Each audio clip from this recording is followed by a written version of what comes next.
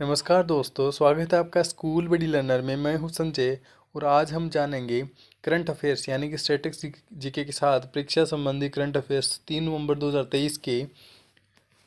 उत्तर प्रदेश के मुख्यमंत्री योगी आदित्यनाथ ने अमेठी में दक्षिण पश्चिम एशिया के सबसे बड़े पेय संयंत्र का उद्घाटन किया। यह प्लांट क्षेत्र में निवेश और रोजगार का जरिया बनेगा। उत्तर प्रदेश की राज्यपाल श्रीमती आनंदीबेन पटेल है। चंद्रप्रभा वन्यजीव अभयारण्य उत्तर प्रदेश में स्थापित है। राष्ट्रीय चंबल अभयारण्य भी उत्तर प्रदेश में है। गोविंद वल्लभ पंत सागर झील भी उत्तर प्रदेश में है। काशी विश्वनाथ मंदिर भी उत्तर प्रदेश में है। किशनपुर वन्यजीव अभयारण्य भी उत्तर प्रदेश में है। कछुआ वन्यजीव अभयारण्य व खीरा वन्यजीव अभयारण्य, हस्तिनापुर वन्यजीव अभयारण्य, स्कूल चलो अभियान, ये सब कहाँ से स्टार्ट किए गए? उत्तर प्रदेश से स्टार्ट किए गए। संत कबीर अकादमी और अनुसंधान केंद्र और स्वदेश दर्शन योजना कहाँ से स्टार्ट की? उत्तर प्रदेश से स्टार्ट की गई। परिवार कल्याण कार्ड योजना, मातृभूमि योजना पोर्टल कहाँ से स्टार्ट किया गया था? उत्तर प्रदेश से स्टार्ट किया गया था। 15वें जनजातीय युवा आदान प्रदान कार्यक्रम का उद्घाटन मुंबई में किया गया।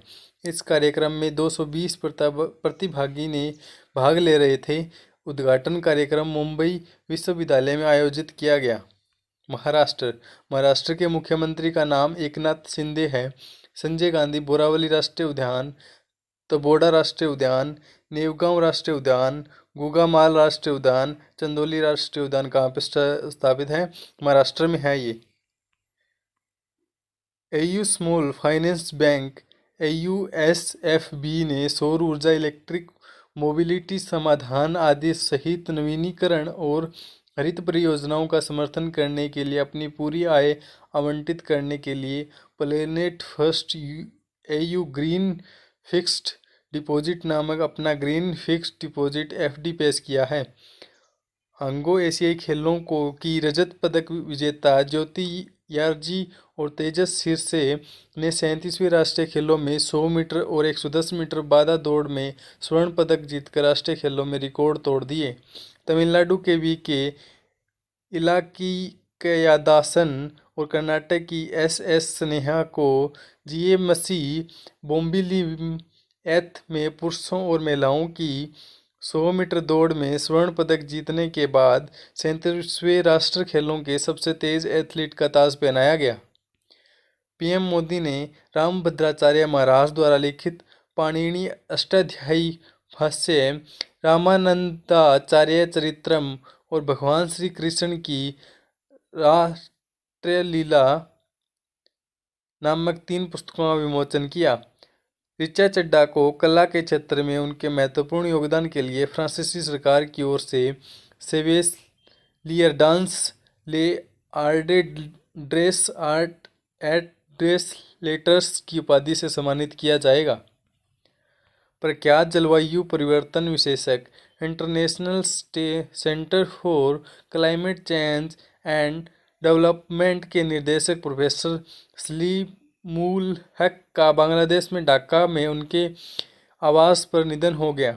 रिलायंस फाउंडेशन की स्थापना और अध्यक्ष श्रीमती नीता M अंबानी को परोपकार और कोऑपरेटिव सामाजिक उत्तरदायित्व में उनके योगदान के लिए US India strategic partnership forum USIFPF 2023 global leadership award से सम्मानित किया गया।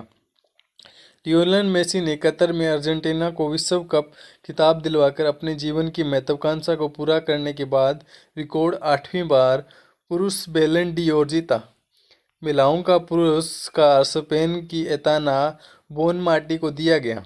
36 वर्षीय मेसी ने मैनचेस्टर सिटी के फॉरवर्ड एर्लिंग हालैंड और अपने पूर्व PSG टीम के साथ केलियन मबाप्पे से आगे जीत हासिल की।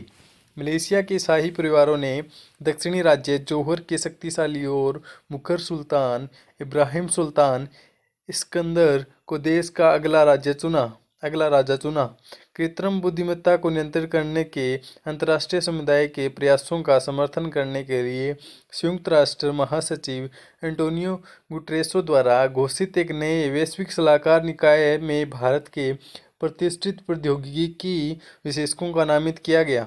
सलाहकार निकाय के सदस्यों में प्रौद्योगिकी पर महासचिव के दूत अमनदीप सिंह गिल शामिल हैं।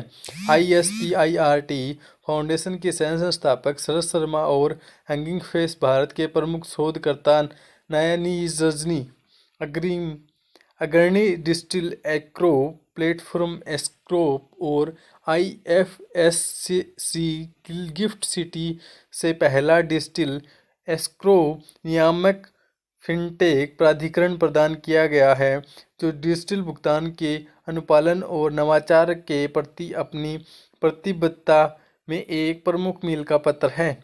120 कर्मियों और भारतीय सेना और भारतीय वायुसेना की टुकड़ी ने कजाकिस्तान में अटार में संयुक्त सैन्य व्यायाम काजिन 2023 के 7वें संस्करण में भाग लिया।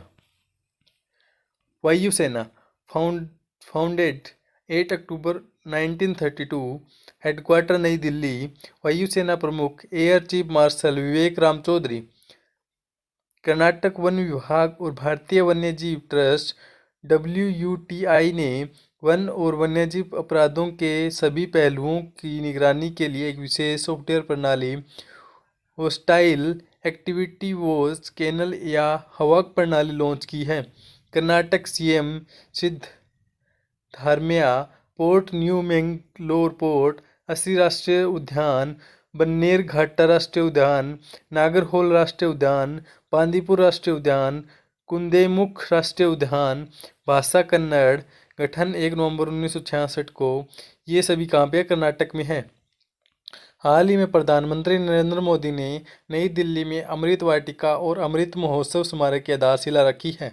हाल ही में भारत और संयुक्त अरब अमीरात ने शिक्षा के क्षेत्र में परस्पर सहयोग बढ़ाने के उद्देश्य से एक समझौता ज्ञापन पर हस्ताक्षर किए हैं। हाल ही में यूनेस्को ने राजस्थान में ग्वालियर को संगीत का शहर नाम दिया है। हाल ही में भारतीय फिल्म निर्माता शेखर कपूर को 14वें IFFI में अंतर्राष्ट्रीय जूरी पैनल का अध्यक्ष चुना गया है। हाल ही में यूनेस्को द्वारा केरल राज्य के कोझिकोड शहर को प्रथम साहित्य का शहर बनाने की घोषणा की गई है। हाल ही में बेंगलुरु के 10 वर्षीय विहान तल्या को wild life photographer of the year पुरस्कार से सम्मानित किया गया है। हाल ही में 37वें राष्ट्रीय खेलों में महाराष्ट्र 55 स्वर्ण सहित 133 पदकों के साथ शीर्ष पर बना हुआ है। हाल ही में भारत सिंगापुर रक्षा नीति की 15वीं वार्ता नई दिल्ली में आयोजित की गई है। हाल ही में यूनाइटेड किंगडम देश ने AI सुरक्षा शिखर सम्मेलन की मेजबानी की है। हाल ही में पूर्व सॉफ्टवेयर इंजीनियर और सामाजिक कार्यकर्ता दीननाथ राजपूत को रोहिणी नायर पुरस्कार से सम्मानित किया गया है। हाल ही में मैक्स वेस्टस्टेपन ने मेक्सिको सिटी ग्रा पी 2023 का खिताब जीता है। हाल ही में भारतीय वायुसेना द्वारा MiG-21 BIS-1 को रिटायर किया गया।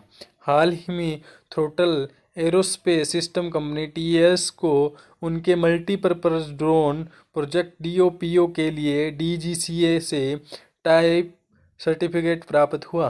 हाल ही में 1 नवंबर को पंजाब, हरियाणा, छत्तीसगढ़, केरल, कर्नाटक, आंध्र प्रदेश और मध्य प्रदेश राज्य का स्थापना दिवस मनाया गया है। हाल ही में 1 नवंबर को विश्व शाकाहारी दिवस मनाया गया। Thanks for watching school buddy learner. Please like and subscribe my YouTube channel.